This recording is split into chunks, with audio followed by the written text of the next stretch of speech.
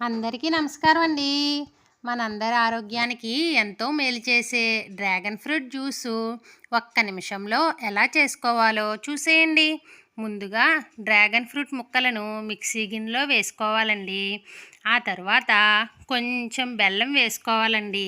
పంచదార మాత్రం వేయకండోయ్, బెల్లం చాలా మంచిదండి ఆరోగ్యానికి. ఆ తర్వాత తగినన్ని పాలు వేసుకోవాలండి.